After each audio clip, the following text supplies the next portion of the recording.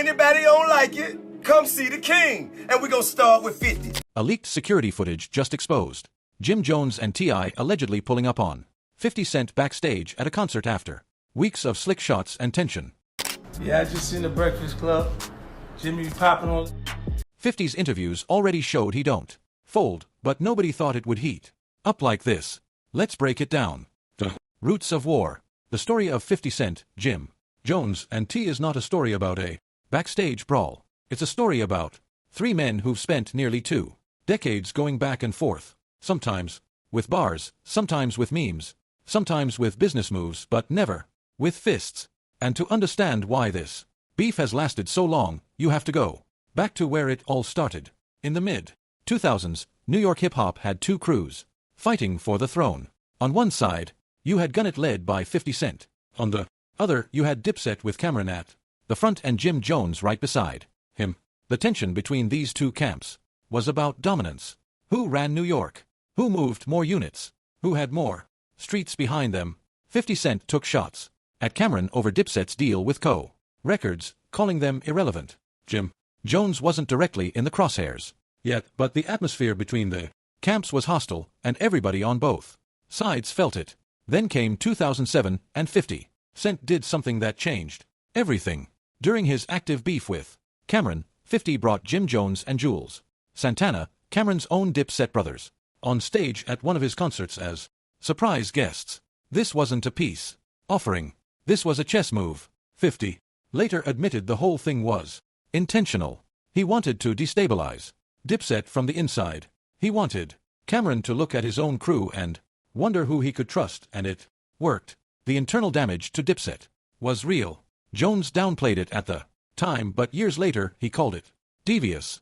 Jim Jones himself spoke about this moment in an interview recounting how 50 exploited Dipset's internal problems. Interview with 50. For the younger audience, we had like a rap battle thing at one time.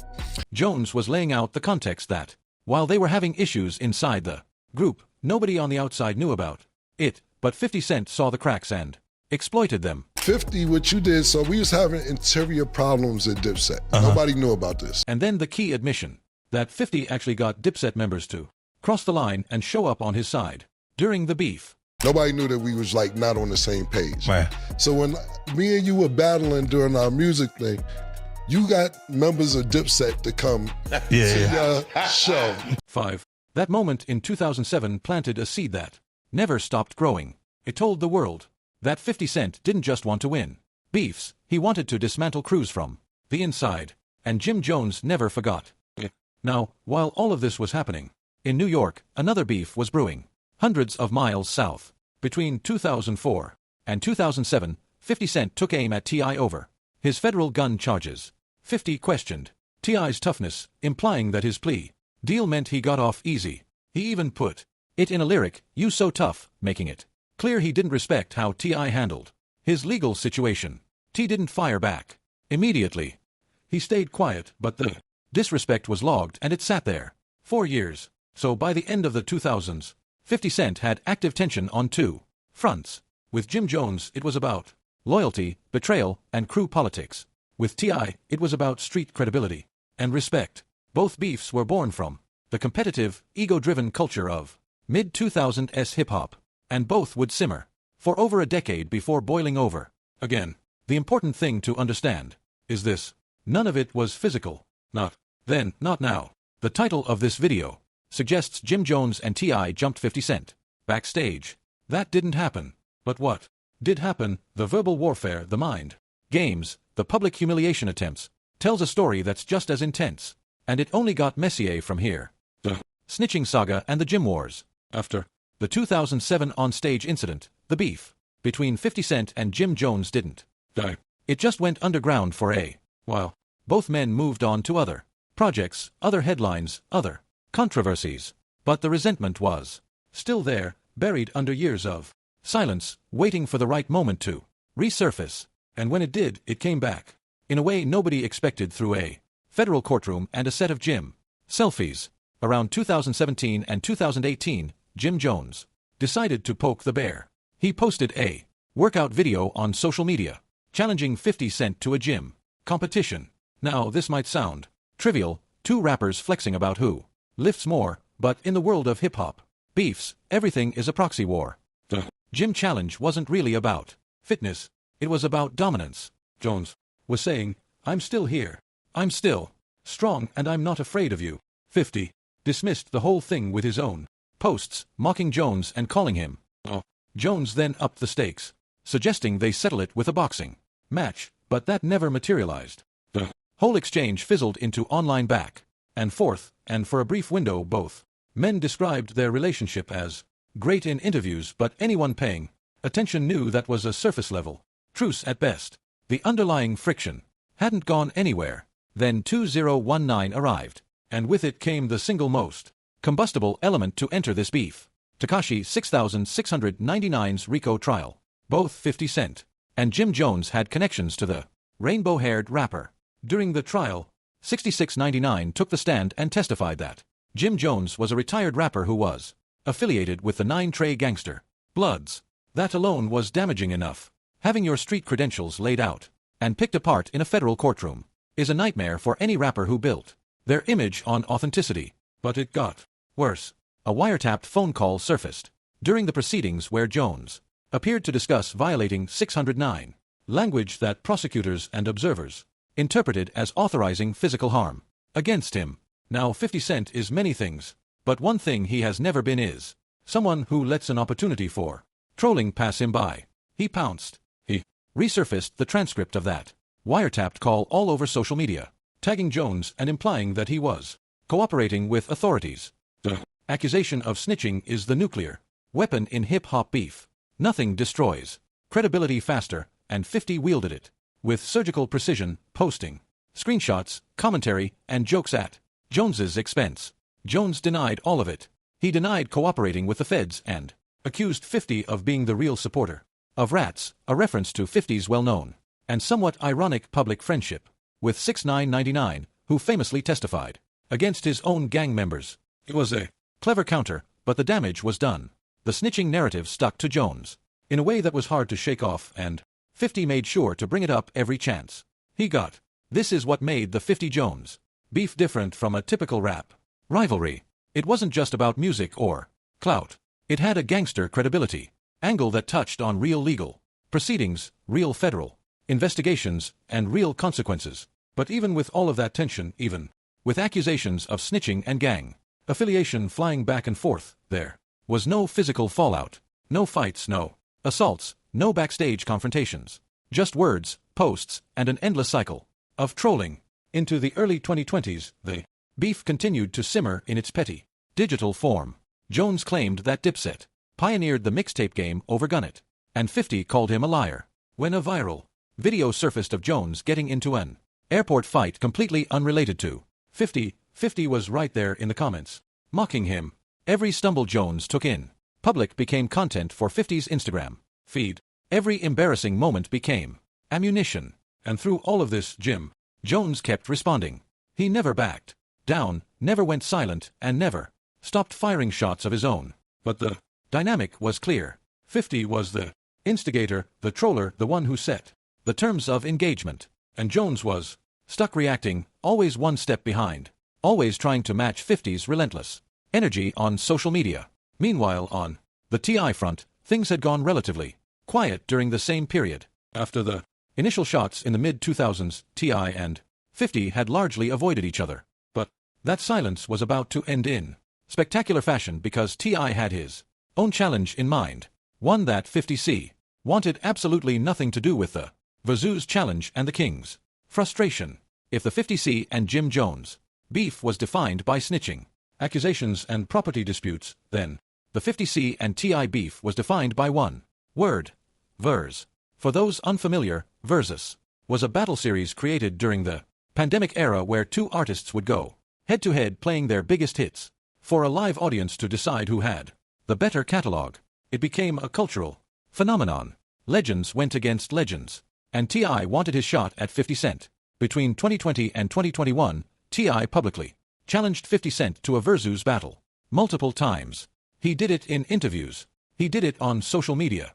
He made it clear to anyone who would listen that he believed he could go bar for bar, hit for hit with one of the biggest names in rap history, and 50 Cent's response, he declined respectfully at first, saying T.I. simply wasn't on his level, but the refusal itself became its own source.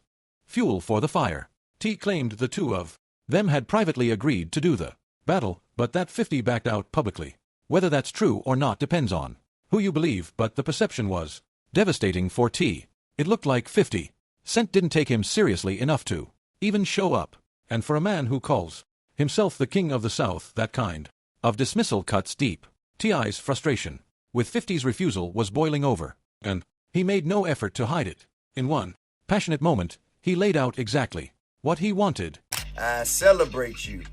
Yes, sir. But if you get a chance, you hear me? You hear me, Kevin I'm Hart? listening to you. Yeah, I'm listening to you. If you get a chance. Yes, sir. Even while acknowledging 50's legacy, T.I. was making it clear that celebration and competition aren't mutually exclusive. He respected the man, but wanted the smoke. Please tell 50 bring his on out here and get this smoke. Oh, Jesus. Please tell 50 Cent get his hit records and come on. That line was direct. No metaphors, no coded language. Bring your records. Come. Sit down. Let the music do the talking. See, all full-fledged with the South. I want him to see what the South got to say. And this is where T.I. shifted the narrative from personal beef to something bigger, a regional war. This wasn't just about him versus 50. This was about the South versus New York. He made himself the ambassador of an entire region's frustration. Now listen, hey, I'm the king below the Mason-Dixon line, king of the South. I speak for all of the Southern people. Was positioning himself not just as a rapper with a grievance, but as a representative of every Southern artist who ever felt looked down on by New York. The weight of that claim, king of the South, speaking for all of the Southern people, elevated the stakes beyond a simple Verzu challenge. He then addressed the perceived disrespect from New York towards Southern hip-hop. New York been saying under their breath about us and having little slick comments about us, thinking it's all slow down here, but they want to come down here and go to our malls. The hypocrisy he was pointing to was sharp. New York artists enjoying Southern hospitality, Southern clubs, Southern culture, while simultaneously treating the region as inferior. The resentment had been building across Southern hip-hop for years, and T.I. was channeling all of it into this one moment. Go to our clubs, but then they want to kick it like we substandard when they get back up top. And then the definitive statement, T.I. wasn't asking anymore. He was declaring. So anybody don't like it, come see the king. And we're going to start with 50. And if he don't want to do it, then we're going to go pick somebody else. That line told the world everything. 50 was the first target, and if 50 wouldn't step up, T.I. would simply move on to the next. The challenge was standing whether 50 acknowledged it or not. But 50 Cent never answered it the way T.I. wanted. He didn't pick up the phone. He didn't book the venue. He didn't pull up with 20 records. And that refusal, that silence, became the foundation for everything that followed in early 2026. 2026, the year everything exploded. If the previous decade was the slow burn, early 2026 was the gasoline. Both beefs, 50 versus Jim Jones and 50 versus T.I., erupted simultaneously, creating one of the most chaotic stretches in recent hip-hop history. And while neither conflict turned physical, the sheer volume and intensity of the attacks made it feel like war. Let's start with Jim Jones. In December 2025, Jones went on his podcast and called 50 Cent's Netflix documentary about Diddy a mockumentary. That was the trigger. Whatever fragile truce existed between the two men shattered instantly. 50 Cent responded not with words, but with actions, the kind of cold, calculated, business-oriented warfare that only he could pull off. 50 leaked audio from Jim Jones's landlord, alleging that Jones had failed to pay rent on his Bronx podcast studio. Then 50 claimed he had partial ownership or involvement in the property. And then came the footage, surveillance video, showing Jim Jones kicking at the door of the studio, apparently trying to force his way in after the locks had been changed. Now, to be absolutely clear about what this footage actually shows, it's Jones alone, frustrated, kicking at a door. It's not an attack on 50 Cent. It's not a backstage assault. It's not jumping anyone. It's a man trying to get into a building he believed he still had a right to access, but 50 Cent framed it as an eviction spectacle, and The internet ran with it. 50 posted the video and related documents on Instagram. He hugged the landlord and photos for extra pettiness. He turned someone else's property dispute into content, and the internet exploded. Jones responded by paying the rent and trolling back with memes, denying any eviction had taken place. He went on the Breakfast Club and talked his talk, and 50 watched the interview and fired right back. Yeah, I just seen the Breakfast Club. Jimmy popping all that bullshit. I be seeing you, Jimmy, to my 50 wasn't even bothered. He treated the whole thing like entertainment because, for him, we Gucci boo boo here in the Gucci store. We Gucci boo boo. that line, "we Gucci boo," became its own meme. 50 was letting Jones know that nothing he said on the Breakfast Club moved the needle. The power dynamic was clear. 50 was laughing and Jones was explaining. Into early 2026, 50 continued mocking Jones's finances and his associates, including Mino and Fabulous. Jones previewed potential diss tracks, but never dropped any, and in a twist that made the situation even more painful for Jones, Cameron, his former Dipset brother, sided with 50 Cent, even performing together. The same playbook from 2007 was running again. 50 was pulling people away from Jones' camp, isolating him, making him look alone. Now, while 50 was dismantling Jim Jones' public image piece by piece, T.I was launching his own offensive, and this one had real firepower. In early 2026, T.I revived the Vazoo's conversation in interviews, saying he lacked respect for 50's character. That was already a provocative statement, but 50 escalated immediately by posting an unflattering photo of T.I.'s wife, Tiny, with a caption telling T to keep his name out of his mouth. Bringing someone's spouse into a rap beef is a line most people won't cross. 50 crossed it without hesitation, and T.I snapped. On February 22, 2026, T.I released a barrage of diss tracks. First came War, an ambiguous but aggressive track that signaled what was coming. Then came the right one, What? Bully, and Lessons. These weren't casual disses, they were surgical. T called 50 a bully. He referenced 50's past losses, specifically the beefs with Rick Ross and Fat Joe. He listed rappers who he believed could beat 50 in a verse, names like Nas and LL Cool J. And then T.I.'s family got involved. His son, King Harris, posted videos attacking 50, referencing 50 Cent's dead mother and posting tombstone images. Another son, Demony, dropped a more measured but equally devastating diss track, breaking down 50's public persona. 50 Cent's response to all of this: memes, frog emojis, trolling videos mocking Tiny, and a Nobel Beef Prize comedy skit at a nightclub, joking about the sheer number of beefs he was managing simultaneously. He said publicly that he would not record diss tracks aimed at T. No bars, no verses, just laughter. And that was perhaps the most devastating move of all, to refuse to take T.I seriously as a musical adversary, even as T.I poured everything he had into the attack. The truth behind the feud. Here's the crazy part about rap beef. It rarely starts with something huge. Most of the time, it's a slick comment in an interview, a bar that felt a little too personal, a post, a repost, a laugh emoji at the wrong time. In hip-hop, respect is currency. One line can feel like disrespect. One joke can feel like betrayal. And when pride, money, and legacy are involved, small sparks turn into wildfires fast. What fans see as just words can mean way more behind the scenes. Rappers move with crews, reputations, and years of history attached. So, when tension starts brewing, it's never really about just one moment. It's about everything that came before it. That's how feuds escalate. Quiet shots, public reactions. Then suddenly, it's not music anymore. It's personal. And once it turns personal, there's no easy reset button. Every response has to be louder. Every move has to prove a point. Social media amplifies it. Blogs feed it. Fans pick sides. And now pride won't let anybody back down. Sometimes it's competition. Sometimes it's clout. Sometimes it's old grudges that never healed. But the pattern stays the same. A tiny crack in respect becomes a headline, then a disc, then a confrontation. One footage that sometimes gets recycled in these conversations is from 2007, when Jim Jones appeared on stage with 50 Cent during the Cameron beef. Those clips show an awkward interaction between former rivals, not a physical confrontation. They've been floating around the internet for almost 20 years, getting recontextualized and reshared every time the beef flares up again. What has happened between Jim Jones, T, and 50 Cent is a common incident in the rap world. These are three men who've been circling each other for the better part of 2 decades. 50 Cent has maintained his position at the center of hip-hop's beef universe by mastering the art of provocation. He doesn't need to throw punches.